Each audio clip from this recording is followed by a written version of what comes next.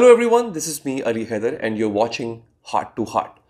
हमारी सोसाइटी में लड़कियां अपने ऊपर एक चैलेंज ले लेती हैं, खुद से खुद को चैलेंज दे देती हैं कि जो हमारी सोसाइटी का, हमारे इर्द गिर्द का जो सबसे बिगड़ा हुआ लड़का होता है, सबसे डिफ़िकल्ट इंसान जो होता है, उससे मोहब्बत कर लेंगी, उससे प्यार कर लेंगी, उससे शादी भी कर लेंगी। और जो चैलेंज अपने ऊपर ले लेती हैं वो ये होता है कि मुझे इसको ठीक करना है, I need to fix him in order to get married to him, or after getting married to him I need to repair and I need to fix him. No, this is not your responsibility. I would strongly advise कि आप शादी करके एक conjugal relationship में जा रहे हो जहां पे आप इक्वल रिस्पॉन्सिबिलिटीज और इक्वल राइट्स डिजर्व करते हो। You are not going there to repair something.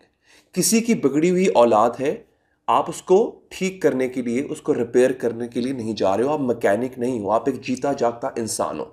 दो चीज़ों को आज मैं डिस्कस करूंगा। एक तो I will address those parents जो 20-25 साल तक, जिनको अपनी औलाद की, अपने बेटे की परवरिश करना नहीं आती है, उसकी तरबियत करना नहीं आती है, they don't know how to raise him, और फिर उसको बिगाड़ के, जो कि कहीं से भी इंसान नहीं लग रहा होता, बिगाड़ के इस उम्मीद पे बैठ जाते हैं कि बहू आएगी तो ठीक हो जाएगा, शादी हो जाएगी तो ठीक हो जाएगा। I am going to address those parents and first I am going to address those ladies. I have huge respect for all of you, but please आपकी लाइफ आगे जाके, स्पेशली आफ्टर शादी, it's going to be more difficult. So do not make it difficult, rather more difficult to make a choice like this, जहां पे already एक आदमी जो है उसके मेंटल ट्रॉमाज हैं, उसकी अपनी इनसिक्योरिटीज़ हैं, उसकी उसके कॉम्प्लेक्सेस हैं, उसके अंदर बहुत सी कमियां हैं। अच्छा, I am not saying that look for the perfect guy, you won't find the perfect one, but at least जो बेसिक ह्यूमन क्वालिटीज होती हैं to live with someone, he should be capable of having those qualities. मैं कभी भी अपने आप को perfect नहीं कहूंगा। I lack in many areas of my life and my wife has to cope with it. But again, I can walk tall by saying that yes, the basic human qualities one needs to have to enter into a conjugal relationship, I have those qualities.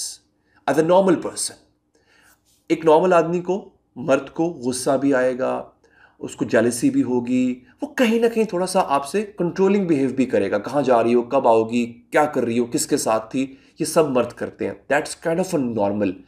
हर चीज़ की access गलत होती है। प्यार भी अगर बहुत ज़्यादा हो जाए ना, बहुत ज़्यादा बढ़ जाए, तो सफोकेशन बन जाता है। If you find a guy who is in balance of all these things, you might ask me, Ali, then what? Where to find that guy? So I'm giving you this holy grail. If a person is a mix and blend of every emotion that human needs to have, that is the right guy. बहुत sweet guy भी मत, उसको भी मत पकड़ना। जो बहुत sweet होता है ना, मतलब मैं हमेशा, मुझे कोई पूछा ना, यार what is the impression that I should receive from a person जिसको मैं शादी के लिए मिल रही हूँ, या जिसको मैं सोच रही हूँ कि I am gonna get married to him, मेरे लिए मुझे क्या देखना चाहिए उसमें? I always recommend, if you find a guy too good to be true, बहुत अच्छा है यार, इसमें कुछ भी गलत नहीं है, पहली मुलाकात में, दूसरी मीटिंग में, तीसरी डेट में, सब परफेक्ट जा रहे हैं, इसमें से कुछ भी मुझे नेगेटिव नजर नहीं आ रहा, then beware, be cautious, something is brewing inside him, he is hiding something, because no one can be perfect, no one can be that good, he should not be too good to be true. This is something, it's a red flag, I must say. If you find someone, he's your soulmate, you guys click together, you guys get along with each other very well, but he is perfect in every way, then there is something utterly wrong with him, which is he is hiding and pretending to be someone he is not. So always be cautious about it. But if you find someone who is totally wretched, जिसका दिमाग बिल्कुल हिला हुआ है, वो गुस्सा करेगा तो एक्सट्रीम पे चला जाएगा, अगले लम्हे कहेगा ओह आई एम सॉरी, पाँव में गिर जाएगा, माफिया मांगेगा, बोलेगा मेरे एंगर मैनेजमेंट इश्यूज हैं, I can't help them. No, if you can't help yourself, then how do you expect me to help you? I can't help you. I would not advise girls out there to be a mechanic, to repair someone's broken child. And now I'm addressing to parents. आप लोग अपने बच्चे को 25 साल 30 साल तक ठीक नहीं कर पाए हो. How do you expect for an outsider, for a complete stranger to come to your house and repair your child in 6 months? Fix him in 6 months? No. Even fix him in 5 years. She can't do that. You brought him to the world, you raised him and you couldn't fix him.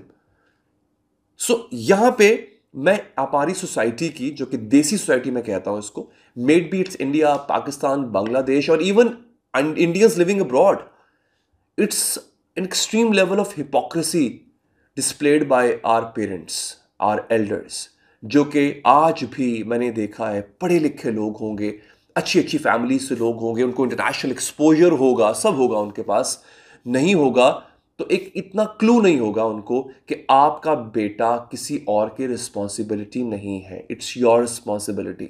अगर आप चाहते हो कि बहू अच्छा खाना बनाना चाहती हो, बहू को सलीका आता हो घर में काम करने का, she knows how to manage the household chores and everything, then again आप अपना बेटा भी उस काबिल बनाओ ना. और मोस्ट ऑफ द केसेस ये भी होता है कि बेटा निखट्टू होता है, he doesn't work, he doesn't earn, that's his responsibility to feed his wife. I believe this is the prime responsibility of a man, to feed his wife and to the children which he is going to breed from her. So अगर वो नहीं कर रहा है, अगर वो माँ बाप के खर्चे पे पल रहा है, that is also a red flag. और ये नहीं कि शादी के बाद उस पर जिम्मेदारी पड़ेगी तो वो ठीक हो जाएगा. डूड, जिसको जिम्मेदारी का एहसास होता है वो शुरू दिन से जिम्मेदारियां निभा रहा होता है. जिसको जिम्मेदारी का एहसास नहीं होता वो आगे चल के भी निखट्टू निकम्मा ही रहता है, नालायक ही रहता है.